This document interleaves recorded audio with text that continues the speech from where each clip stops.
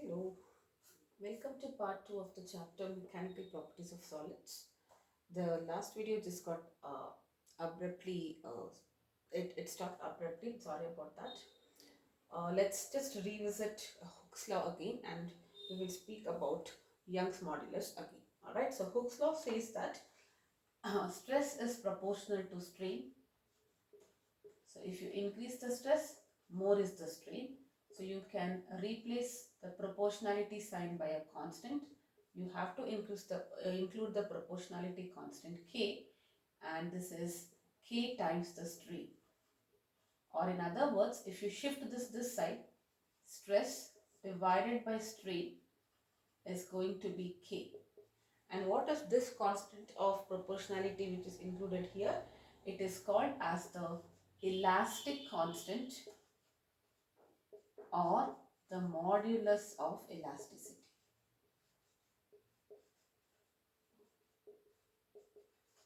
Okay, elastic constant or the modulus of elasticity. That is what we call it. Alright. What will be the SI unit for this? Strain doesn't have any unit. We know that. Strain is change in length by length, no unit. So only stress has unit. And what is the unit of stress?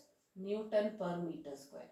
So the unit of the modulus of elasticity in general is also going to be Newton per meter square. Alright, or Pascal. And what will be the dimensional formula? M L power minus 1 T power minus 2. This will be the dimensional formula for modulus of elasticity. It can be bulk, it can be Young's, which we will understand, but all of them will have the same units and hence the same dimensional formula. Alright, now we have three kinds of stress.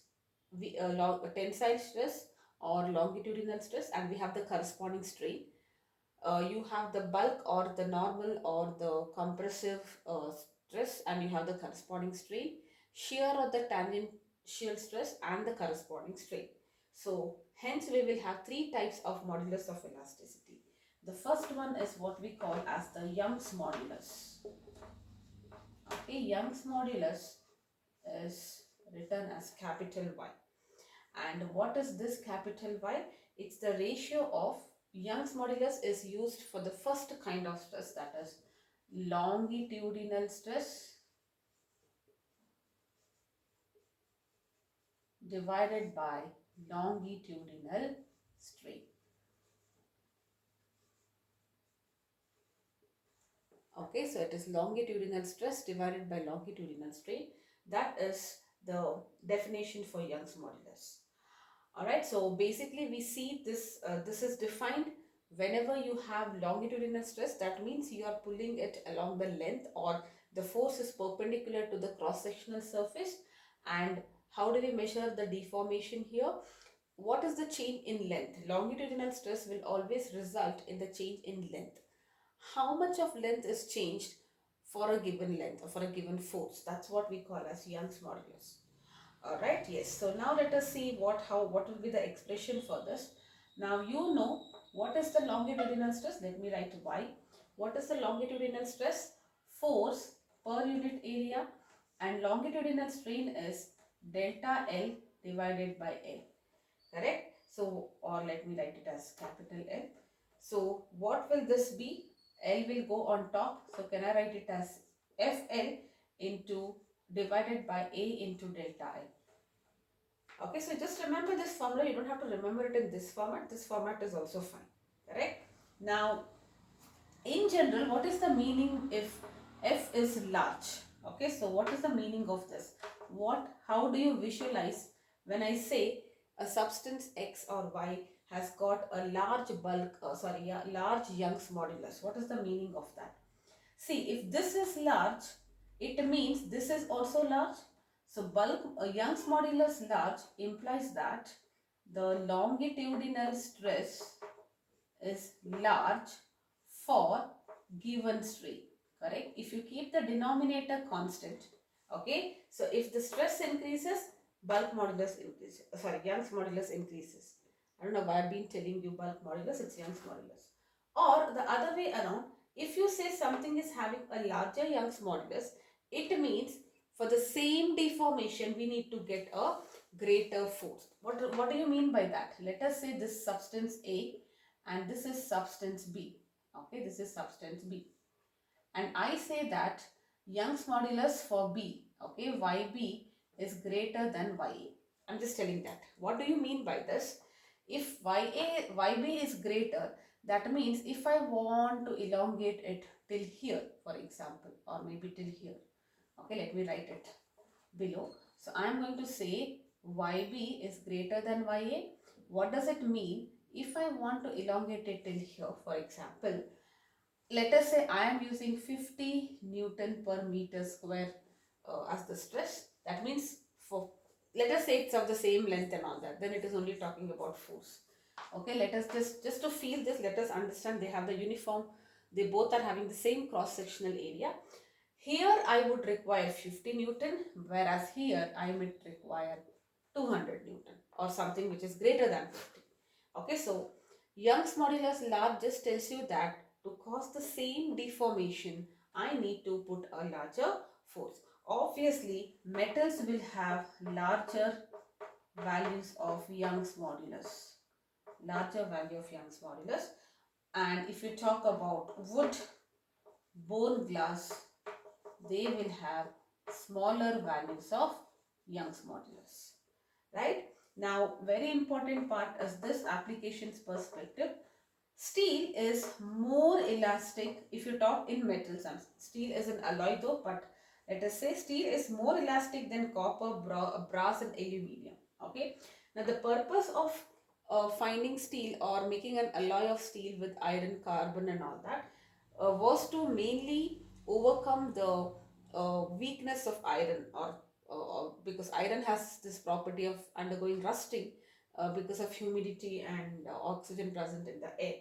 Correct? In order to avoid that, we thought we converted iron into steel, and the benefit that we got apart from steel not getting rusted is that steel is more elastic than copper, brass.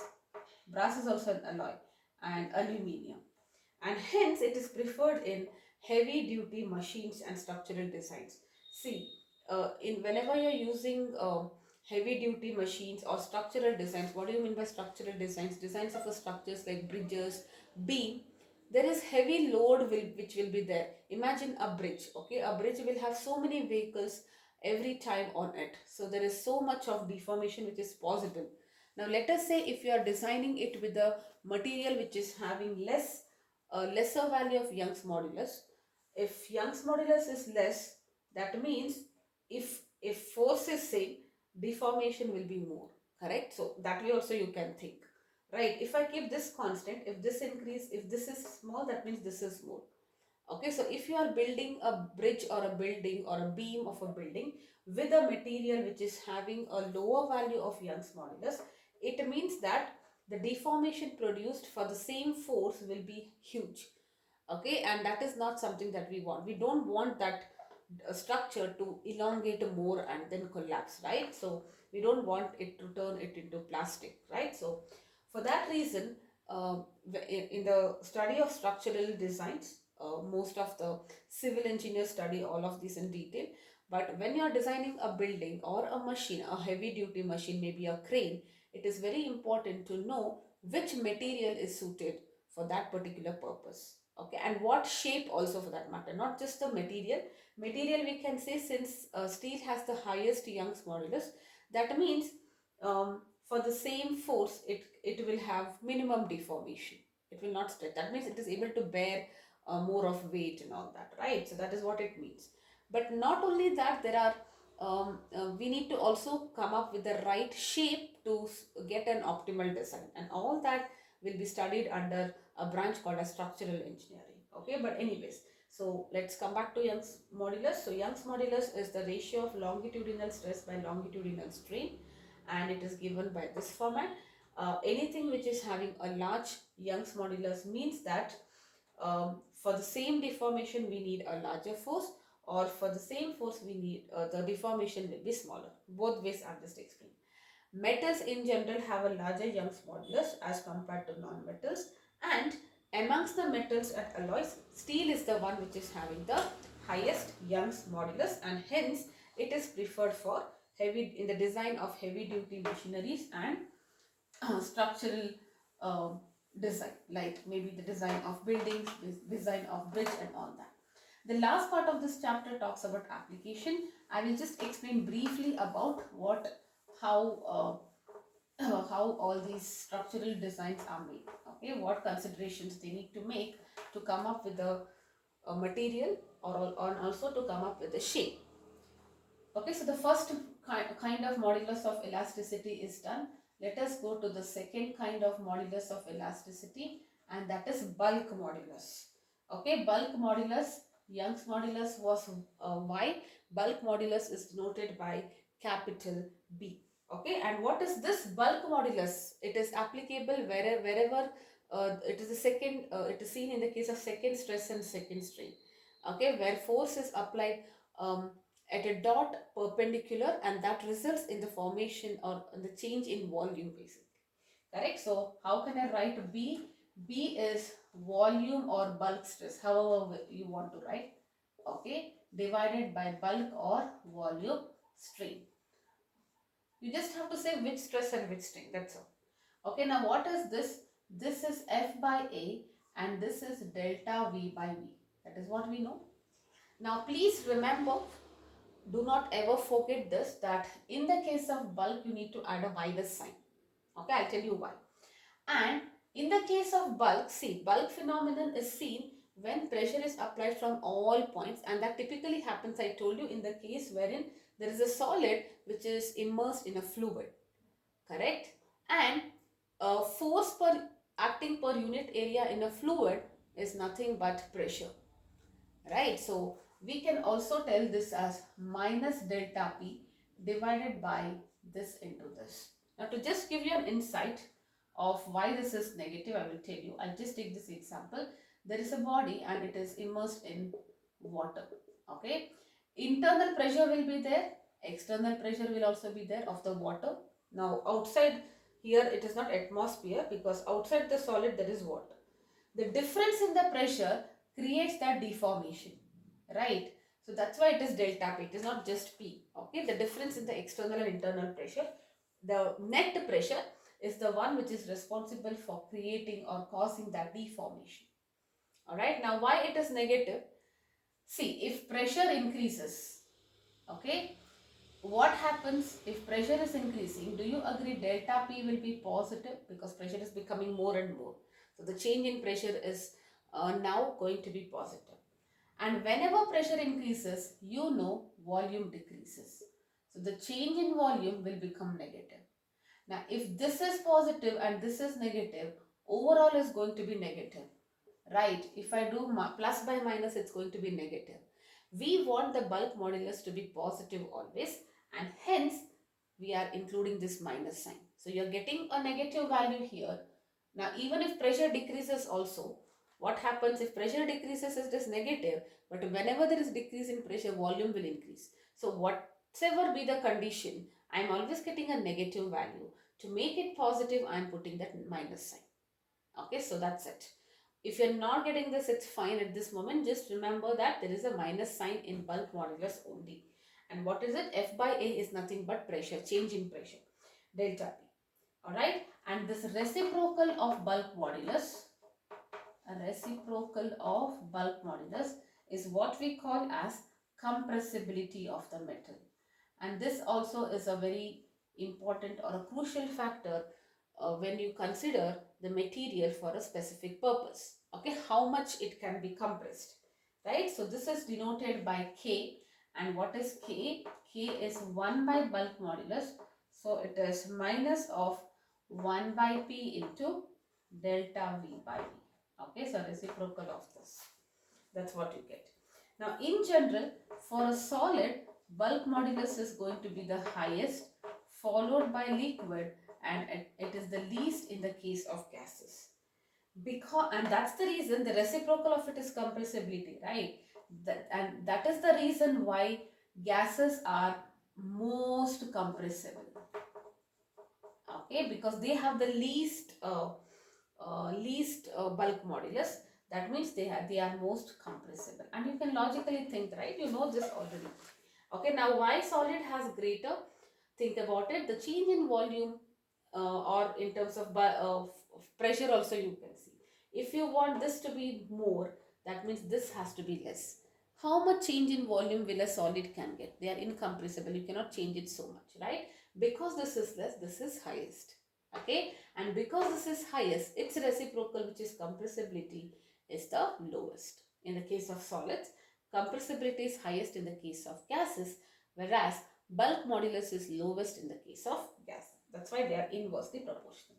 Okay, so that completes the second type of modulus, bulk modulus, which is minus delta P by delta V by V. Okay, so it is the ratio of bulk stress by bulk strain. The last type here is going to be the rigidity shear modulus. There are so many names: shear modulus, tangential modulus. Though we say tangential stress, we do not say it for modulus, but still. Okay, and then one more name is rigidity. This is a common name. Okay, rigidity modulus. Please remember this. Okay, we have never used this term when we define stress and strain, but here we are definitely going to use. So, rigidity modulus. What is this? Rigidity modulus is given by capital G. Okay, Y, B and G. And G is what kind of stress? Shear stress. And what kind of strain? Shear strain again. Shear strain again. Okay, shear stress, remember it was the tangential stress. Just like if you have a rack of books in the library, you apply force on the top of that book, it's going to slide and form a parallelogram. Correct? That is shear stress. And it is F by A only. But what is, this is F parallel, but here we are not bothered about it. What is this shear strain? Remember it was given by theta. Theta is the shear angle or angle of shear also we say. And this was given by x by L, where this was L and this was theta and this was x, right? And for most materials, remember G is y by 3. So if you see that, if you compare, I told you this modulus of elasticity is going to be constant. It's like the property of material. Just like you have density, which is fixed for a given material. Based on our requirement, we can choose a material depending on their, if we compare their modulus of elasticity. If I want more elongation, I have to choose this. If I want more uh, uh, a change in volume, or they should not change in, there should not be any change in volume whenever there is changes in pressure. Accordingly, I will have the list with me and I can choose a specific material which is more suited for me. Right. But now, having said that, if I have a material, it can have all the three values, right? It can have a value of Young's modulus, bulk modulus, as well as shear modulus. And these are three different cases, okay, depending on the application. Like when I spoke about a bridge, the lengthwise elongation is more. So we speak about Young's modulus, right? And in the case of mountains, we do not talk about Young's or bulk modulus, we talk about shear modulus. Okay, mountain part we are going to understand at the end of this, that is when we discuss applications, but I think this part is very very clear now. Okay, so this should be shear HAR, my bad, yeah. Okay, so three kinds of stresses: tensile or longitudinal stress along the length, perpendicular force. The second one is bulk, normal, compressive or hydraulic forces, which wherein the generally object is immersed in a fluid, and the fluid difference in the fluid pressure, internal and external, causes the changes in the volume, right? So that is your bulk stress. And the last one was shear or tangential stress, which is F, perpendicular. We had different kinds of strain to measure the deformation. You had longitudinal strain, delta L by L, bulk strain, delta V by V, and shear strain, which was X by L or theta. Okay, and then we have three corresponding modulus of elasticity: Young's modulus, which kind of stress by which kind of strain; longitudinal stress by longitudinal strain; bulk modulus, volume stress or bulk stress by bulk strain. Remember, in bulk stress, you have to write minus delta P. F by A is minus delta P there. Okay, that minus is to make sure the value of bulk modulus is always going to be positive. And last we have the shear modulus or the tangential or rigidity. This is the most common name, represented by capital G, shear stress by shear strain, and this is what we have. Okay. Now there is also something called as Poisson's ratio, a very small topic, Poisson's ratio, which is denoted as sigma. Okay. Now what happens, you have a wire. Alright, so you are stretching it now. You are applying a deforming force and you are pulling the wire. That results in what kind of stress? So you are applying a longitudinal stress and you can see a longitudinal strain. But apart from longitudinal strain, do you also see that it is becoming thinner? It is becoming thinner now because you're stretching it, volume is fixed, right? So if the length is increasing, area should decrease.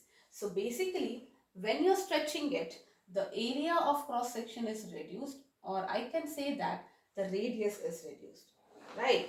So Poisson's ratio is defined as the ratio of lateral strain, which is a new term now, divided by longitudinal strain. You know what is longitudinal strain? This itself is longitudinal strain, delta L by L. Okay, so what is longitudinal strain? Delta L by L. What is this lateral strain? It is given by delta D by D. What is this D? D is the diameter and delta D is the change in diameter.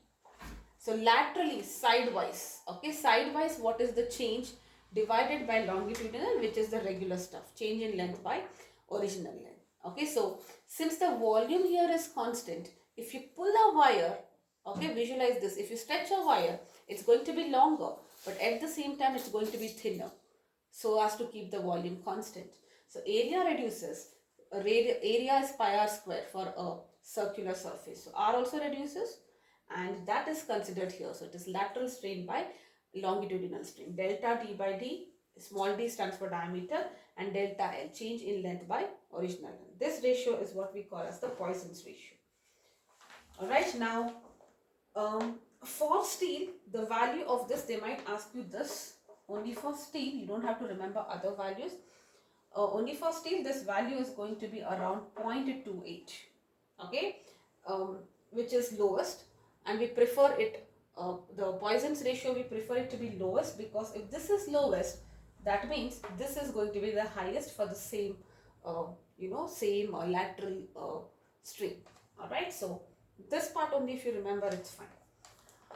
Okay, so that's about the three moduli of elasticity, Young's, bulk and shear, and also we learned about Poisson's ratio. Now there are two more pending topics and we are done with this chapter. The first topic is going to be the stress strain curve, which is super important. You will get one question on this curve generally. And the last part is going to be the energy, that is the elastic potential energy of a strained body. You will understand that. Two small topics. First, let's talk about the stress strain curve. Okay, I will draw the curve first. Very important. There are so many points to be covered. One by one we will be discussing. First of all, stress is along the y-axis. Most unlikely that they might flip, but if they flip, you have to observe and then read the graph again. Okay, what is the conclusion? But if you learn this, it's fine. If you remember this graph and you understand the areas, what is happening at each point, you can very easily conclude even if they have interchanged it. But most of the times, stress is always on the y-axis and strain will be on the x-axis. Okay, so the graph looks something like this. Initially, it is linear at some point. Then it is slightly becoming non-linear. So let me say this is point A and this is point B. Okay, and then it is becoming more and more non-linear up to point D, and then it is coming downwards like this towards E. Okay, so now C is somewhere in between. We will talk about that. This is how the graph looks like. Let us try to understand each of these regions one by one in detail. Okay, very interesting this is going to be. So let's do it step by step. So first, let us talk about this. This is O, origin. Okay, so what is this OA region? You can see that it's a straight line. When it is a straight line, what it means? So OA is a straight line, which means that stress is proportional to strain. Remember, anything which is directly or inversely proportional, proportional directly or inversely, they will always have a straight line. And you can use those unitary methods, right? 1 apple, 2 rupees, 2 apple, how many rupees and all that, right? So it's a straight line graphically, okay? And if it is a straight line, in this region, Hooke's law is very well applied. What is Hooke's law? Stress proportional to strain. We have just written this. Alright, and what happens if you are between this region, OA region, if you are applying a deforming force, maybe in terms of length, volume, whatever, the body regains its shape after removal of the deforming forces. So here, the body or the object regains its shape and size after removal of deforming forces. Okay, so I think this is clear till here. Till here, Hooke's law is valid. Body will regain, and this value A of A is what we call as the proportionality limit. Okay, so let me write it here. This is what we call as the proportionality limit. It's the limit or the maximum value till which you are getting the stress and strain proportional. Beyond this point, they are not proportional. That is what it means. Okay, so now let us understand A to B, what happens. Alright, now between A to D, you can see that the stress and strain is non-linear. You can see that it's a curve, it's not a straight line, it is not linear. Correct? What do you mean by this non-linear? For a small stress, if you are giving a small stress, you can see a little larger strain. So it is like 1 apple is 2 rupees. In this case, 10 apples were 20 rupees. 1 apple 2 rupees, 10 apple 20 rupees. But in this case, 10 apples are not costing you 20 rupees. Maybe they are costing you 40 rupees. That's what it means. Okay, so small stress is giving you a larger strain. Okay, and the body will return or regain its original shape and size on removal of deforming forces. It is just like this. Okay, removal of deforming forces. So up to from O to B, though we are dividing into two regions, from O to B overall, whenever the deforming forces are removed, the body is regaining its original shape. Just like a spring, you elongate it, you release it, it comes back. Okay, that is applicable from 0 to B. What's the difference? OA is linear, OB is non-linear, not proportional. Alright, and this value B, okay, I'll write it here. The value B is called as the yield point. This is the proportionality limit. This is called as the yield point or the elastic limit. Why are we calling it as elastic limit? Maximum value until which elasticity is seen.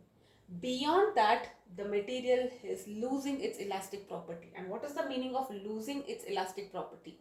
If you remove the deforming forces, it will not regain its original shape and size.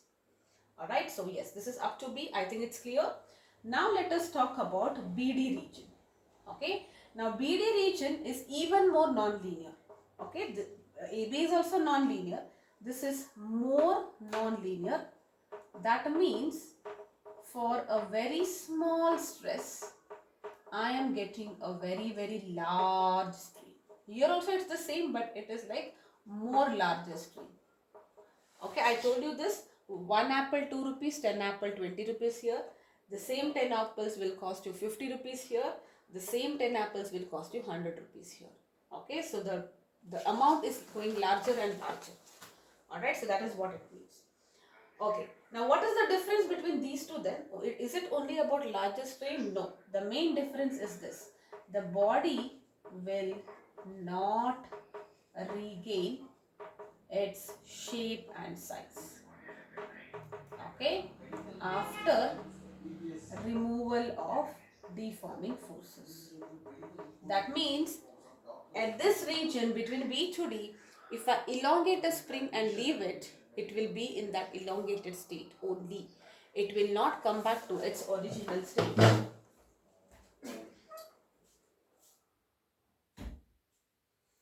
it will not come back to its original state. Okay, so that is what it means. Yes. And also this state is what we call as plastic, or we say it is permanently becoming plastic, or it has lost its elasticity. Okay, so that's the reason why B is called as the elastic limit, beyond which there is no elasticity. Okay, now what is this point D called? D is called as the ultimate tensile strength, maximum tensile strength. Okay, so this is what we call as maximum tensile strength of the material. Now beyond this point, if you go beyond D, look at the curve, it is drooping downwards. What do you mean by that? Till here, increased stress, strain is increasing.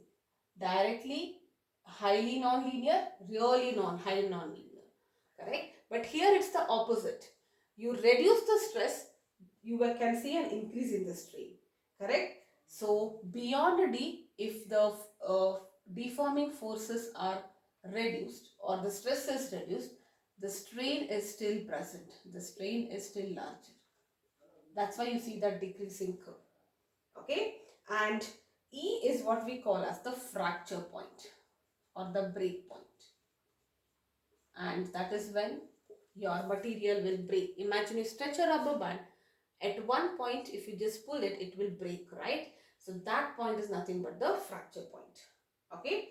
Now, most important point, if D and E are very close to each other, okay, then we say that material is brittle. Like I say, chalk piece is brittle. Very easily I can break it. Okay, because there is no fine difference between D and E region. Okay, and if the D and E region are at a distance, then we say it is most ductile, like gold. Okay, so I'm able to remove it. It might have become plastic. After it is becoming plastic, if I'm pulling it, it will not regain its shape. That's for sure. But it is not, it's not breaking also, because E point is really far. Okay, I'm able to elongate it, though it has become plastic. That is what it means. Okay, so I hope this curve is very, very clear. This is a region of linearity or proportionality, non-linear. Overall, this much region is the region wherein elastic property is there. So up to here, there is elastic property. And after that, there is plastic property. That means it has become permanently deformed. Okay, D is the region of ultimate tensile strength. Beyond that, what will happen? If you reduce force also, if you are withdrawing force also, you can see that technically if you are withdrawing force, the deformation should reduce, but here deformations will become greater. That's what you see. Okay, and at E, the break point, the object will just start breaking because its force is beyond what it can handle. Alright, so this is the graph. Now there are two exceptions here. Let's talk about that also, because that also they can ask you in your tests, okay, or exams. And that is for examples for materials which do not obey Hooke's law, how the graph looks like. Okay, so let us say, first let me draw the graph. Again, stress on the y axis, strain on the x axis, and the graph is something like this. Okay, so this will be the graph for elastic objects like aorta. You know what is aorta, right? It's the largest artery which is supplying blood, that is oxygenated blood to all parts of the body from the heart. Alright, so for now do not worry about it, just remember it's a blood vessel. Alright, so what is this? Simply if you read the graph, it says that the elastic region is very, very large. Elastic region is large. Why? Little stress, more strain, little stress, more strain, little stress, more strain. Right? So elastic, it is more and more elastic. But it is not obeying Hooke's law. It is not obeying Hooke's law in most regions. In most regions. Do you see that? I cannot differentiate where is it straight and where is it curved.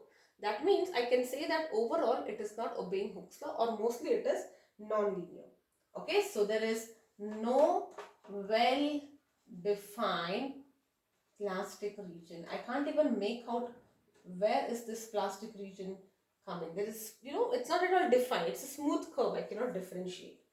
Alright, so examples for this will be aorta and rubber. Okay, they can be stretched to create large string.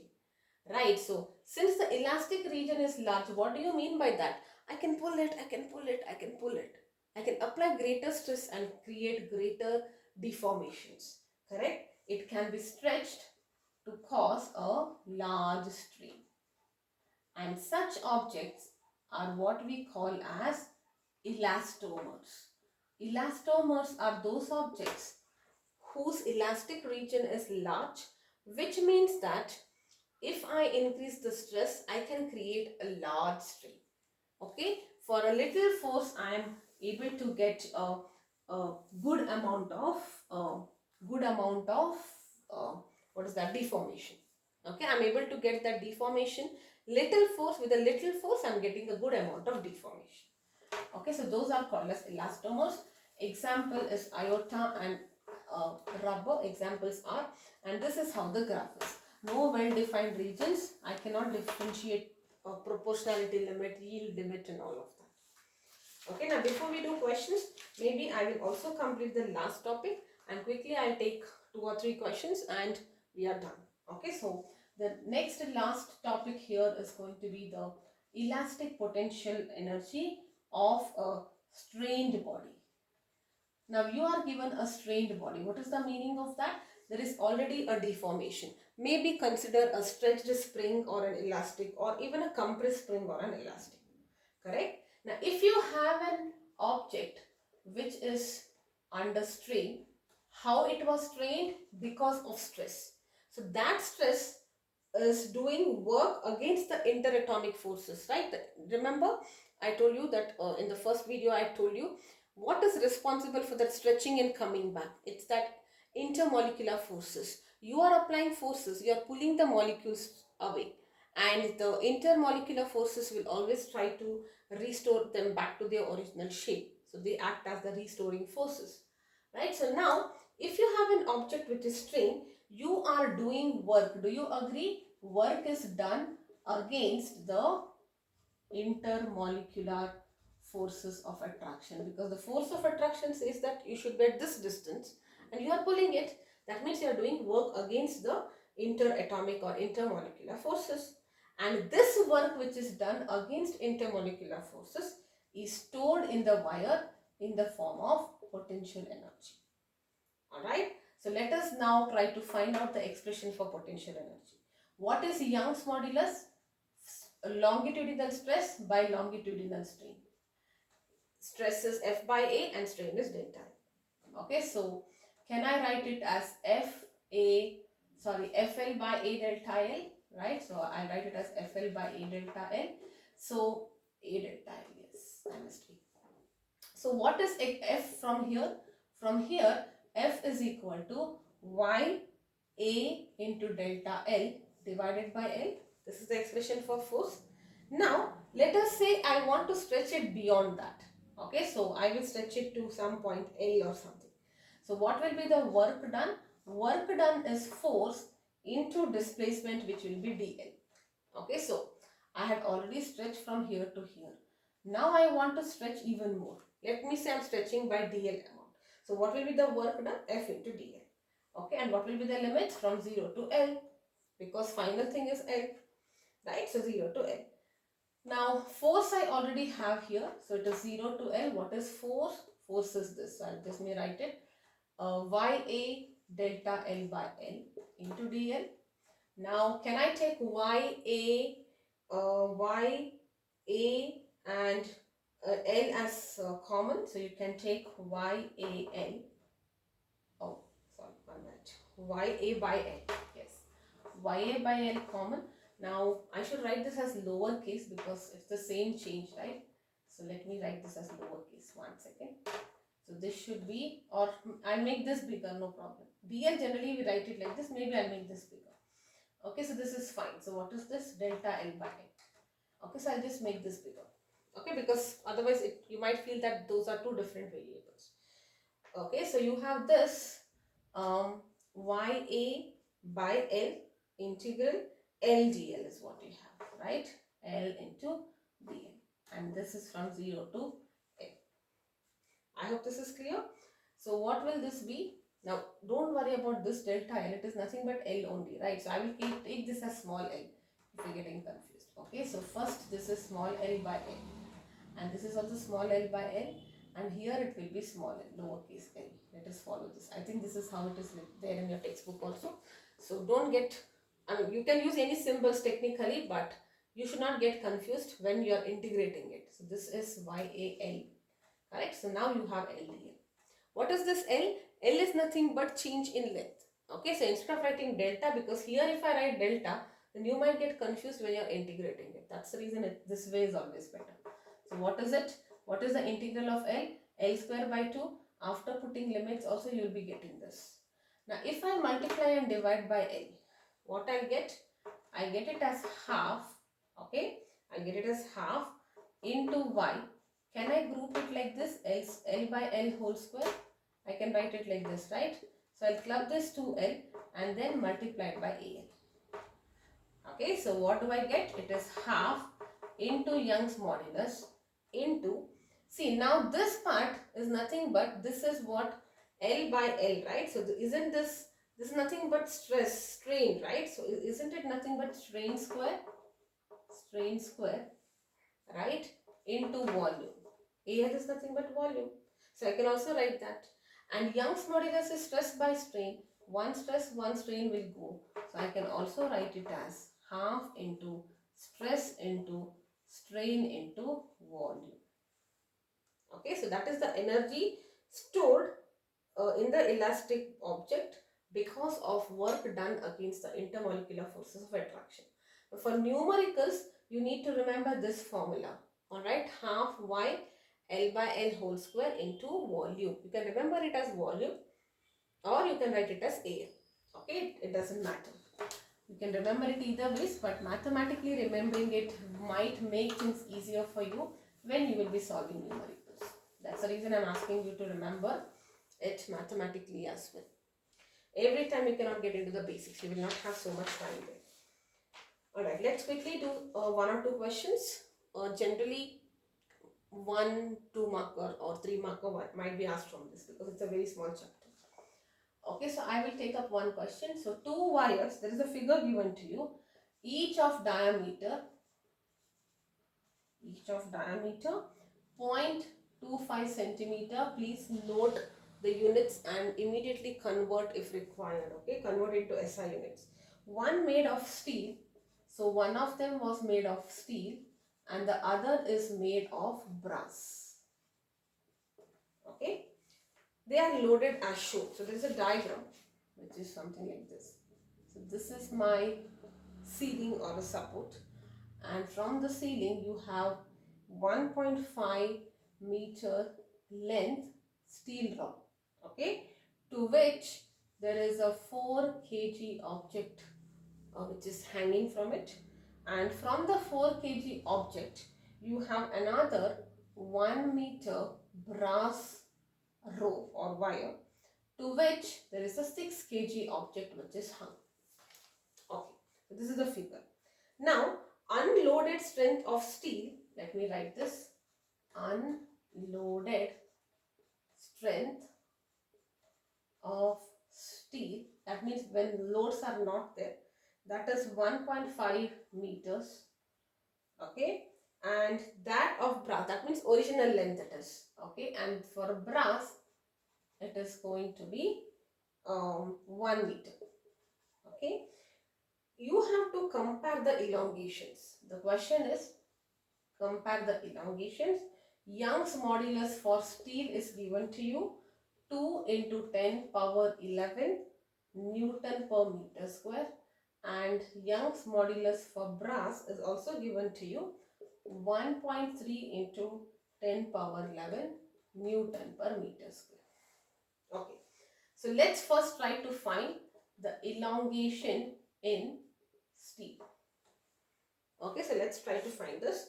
So what is given? See, first of all I can find out the tension, correct, and that will be the force here.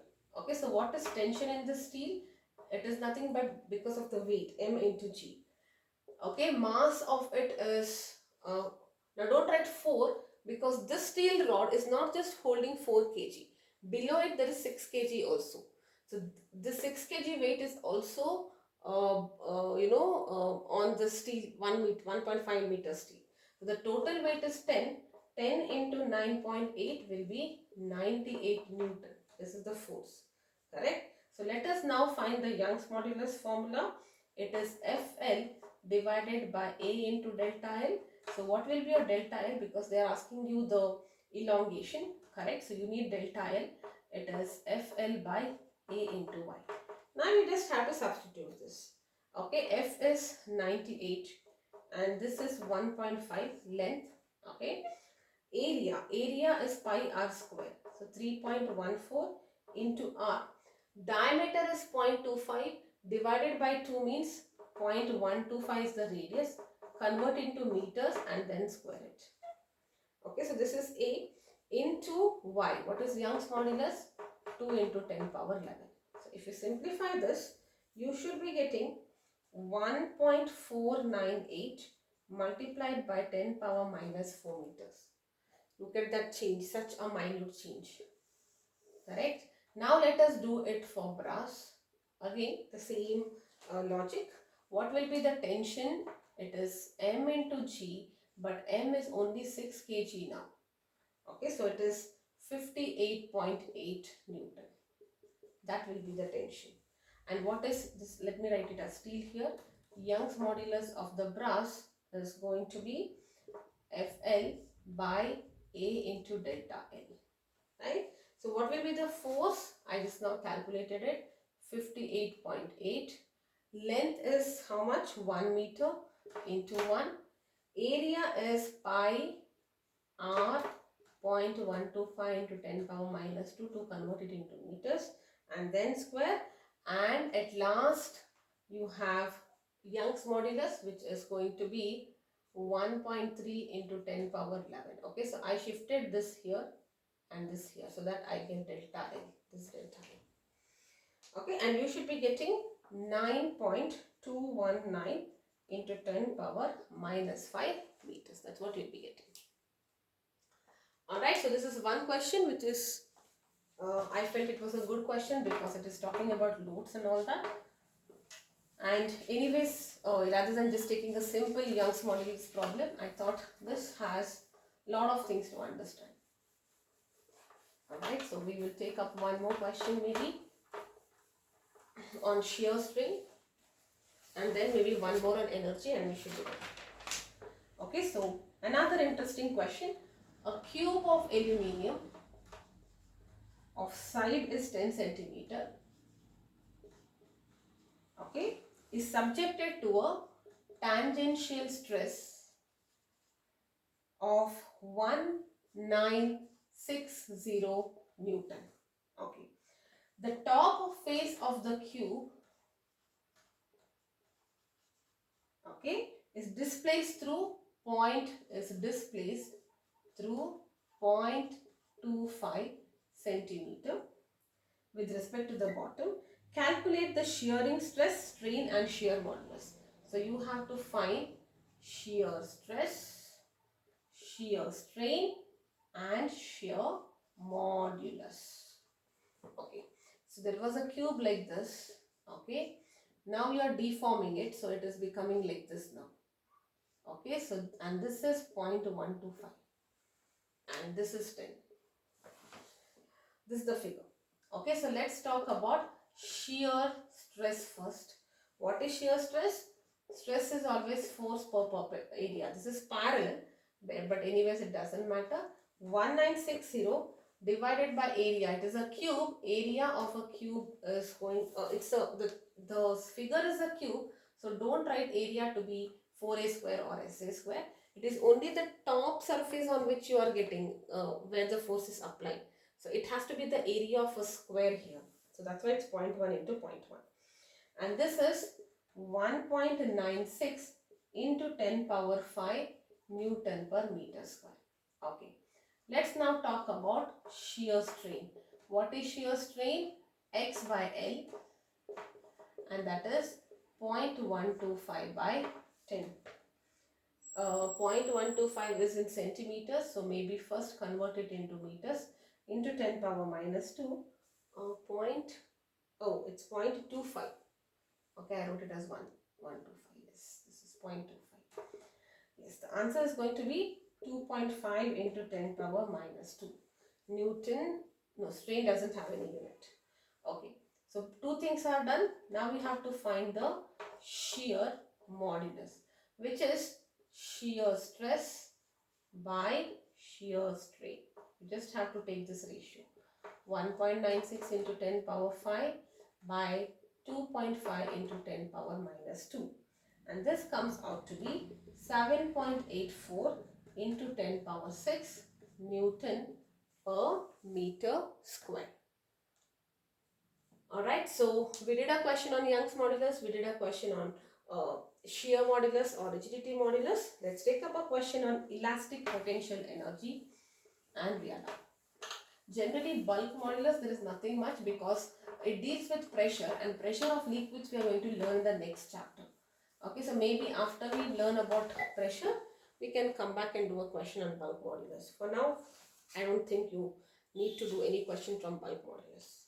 And generally, most of the times they will ask you questions only from Young's modulus, but I have still done rigidity modulus for you.